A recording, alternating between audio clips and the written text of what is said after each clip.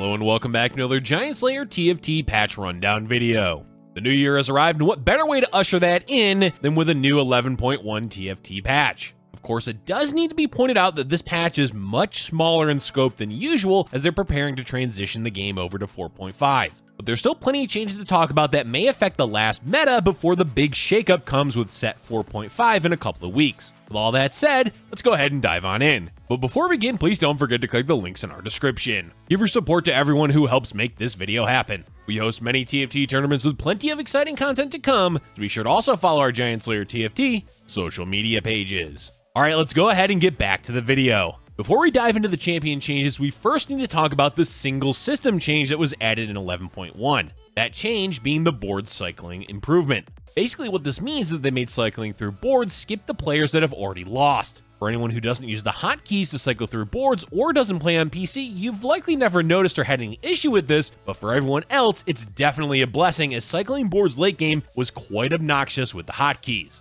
While this change won't impact the game's balance or anything like that, it is nice that the TFT team continues to push out quality of life improvements. Not only does it make it a better experience on the player end, but smoothing out these types of issues helps new player retention as well. Okay, now we can move into the proper balance adjustments for the patch, starting with champion changes. Starting off the changes, we have Vayne receiving a nerf to her tier 3 passive. The damage of her passive is going down to 130 from 140, which will make Vayne 3 a tad bit less strong than she previously was. Keep in mind that her passive does true damage, so even a 10 damage reduction does stack up, especially when you factor in sharpshooter bounces. The goal here seems to be to reduce the effectiveness of mid-game sharpshooters, as the power spike Vayne 3 gave was quite large. That said, it never felt like an overpowered build, so nerfing Vayne 3 may be a bit overkill considering they're toning down Teemo as well. Despite the nerf, if you can find an early Vayne chosen and can easily hit a Vayne 3, it's likely still going to be worth playing. Since we mentioned him already, let's go ahead and talk about Teemo. As mentioned, they wanted to tone down sharpshooters in the early and mid game, and while the Vayne nerf was not fully justified, adjusting Teemo certainly is. For starters, the damage nerf is targeted at Teemo 2, as his ultimate damage is going down to 400 from 450.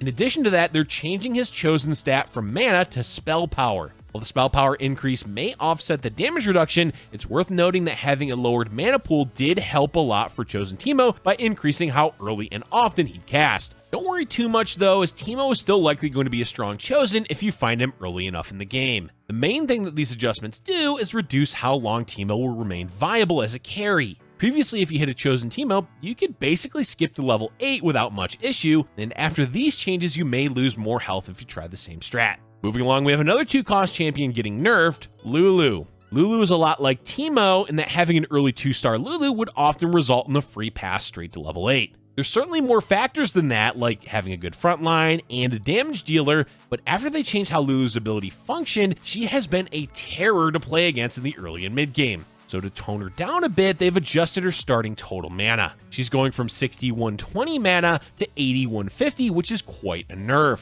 Early game, it wasn't uncommon for Lulu to have issues casting early enough in a fight, so these new mana values may swing the fight into the favor of the enemy now. It also hurts her impact on the later game since team fights can be really quick, so you may run into the issue of never actually casting. That said, this nerf mainly affects subsequent casts of her ability and may require specific positioning to make sure she's taking a bit of damage in order to cast in the fight more than once. Hecarim is escaping the nerf bat and instead is receiving a buff to his tier 3 ability. The healing and damage of his ultimate is going up to 750 from 600 at level 3. So this is a bit of an odd change considering a 3-star Hecarim isn't really even bad, it's just rare to even bother going for it. And buffing him doesn't really make it that much more appealing, it's usually just happenstance that you end up with a Hecarim 3 when you're rolling and hit other Elderwood champions. This buff does open the door to play more around Hecarim since he can be hard to kill with items, but realistically, this buff just makes high roll Elderwoods slightly more high roll. Alright, let's move on to 3-cost champions starting with Kalista. Kalista has struggled to find her identity as a 3-cost for practically all of set 4. To help push her into viability, they've buffed her once again, this time giving her a sizable health increase. Her health is going from 550 to 650, an increase of 100, which is really quite rare to see. Usually that type of increase is met by an immediate nerf next patch, but in Kalista's case, it should be fine. At the very least, she needed something to make her more appealing, though a health increase may not be enough. That said, she will be a viable pickup early on in the game and may have more impact in Duelist by surviving longer. To no one's surprise, the other 3 costs receiving a balance change this patch is Veigar. Elderwoods were doing quite well throughout the last patch, and Veigar was one of the reasons for that. Lulu was another, so by nerfing both Lulu and Veigar, we should see a hit to the value of mid-game Elderwoods.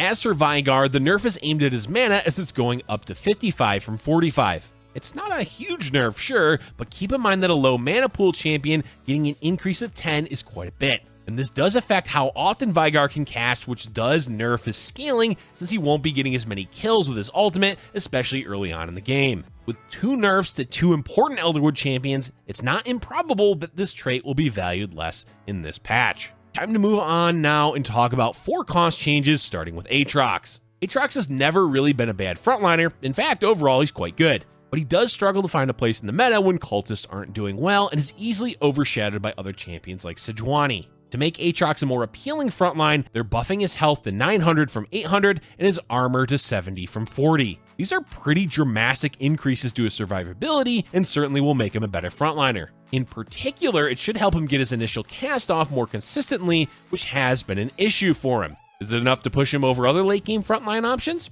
Probably not, but running him during the mid game is definitely going to be a viable option. Oh boy, are they buffing Ahri, which is definitely concerning, considering how oppressive playing against her has been in past metas. But after nerfs and changes to the way her ability functions, Ahri fell off from being a top tier carry to being a carry you'd only see once in a while. So to give her a proper send-off before she gets booted in 4.5, it seems they wanted to buff her. Honestly, the buffs aren't that much as her mana is only going down by 5 to 75 from 80. In addition to that, her attack speed is going up to 0.8 from 0.75. Neither of those buffs are enough to break the meta, but they should be enough to make her slightly better when you play her. It is worth pointing out that Aatrox got a significant buff, and even Hecarim was buffed, albeit as a 3-star. This opens up the door for the Vanguard Mystic composition with Ahri as the carry to make a potential comeback in the last patch before set 4.5.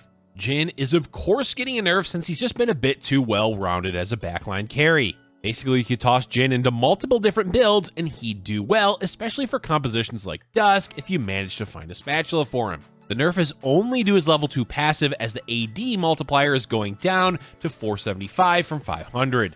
Do a bit less damage, but overall should still be viable as a carry for multiple comps. And the last 4 cost champion receiving changes this patch is Morgana. Morgana will be going through pretty sizable changes in 4.5 with her ultimate getting slightly changed, losing Dazzler and gaining another trait instead. But her role is what they really want to change, so they're starting early by pushing her into the direction of being a more tanky frontline champion. In order to achieve that, they're buffing her health to 850 from 750 and her armor to 60 from 30. These are sizable buffs that definitely increase her value as a potential frontline champion. It wasn't even that uncommon to see Morgana tossed into the frontline in previous metas, so they just made it even better with these defensive stat increases.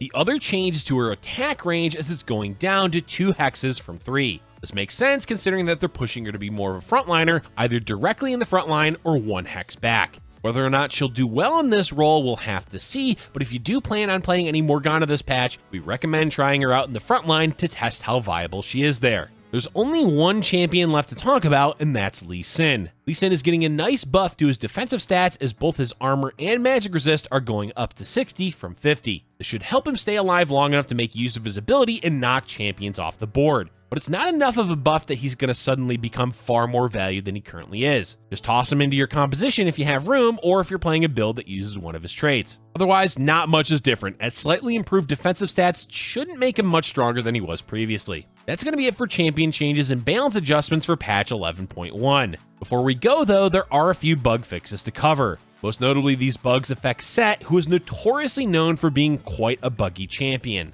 Quick overview for these bug changes is that Set should be a far more consistent caster of his ability, and the damage should happen in a much more intuitive way. There's all sorts of issues that occur when he tries to use his ultimate, such as having it interrupted to go do sit-ups, or he'd stop casting when the initial cast was interrupted in some way. What all these bug fixes amount to is that Set should be getting his cast off more consistently with less interruptions to it. There's also a fix to his interaction with Trap Claw that the damage would still go off, so Trap Claw can now be a viable option against Set if you happen to have one. Hopefully, after all these bug fixes and adjustments they made to him in previous patches, Set can finally be the boss that he was meant to be. That's all for today's video, folks. We are happy to be back making TFT videos in the new year and look forward to the changes coming in set 4.5. Before we get there, we'll be covering the meta for patch 11.1, which may end up having a few shakeups based on the balance changes we just covered. Let us know in the comment section below what you're looking forward to most in the coming patch. Thank you for watching, and if you're enjoying our content, be sure to hit the like button and subscribe for future Giant Slayer TFT videos.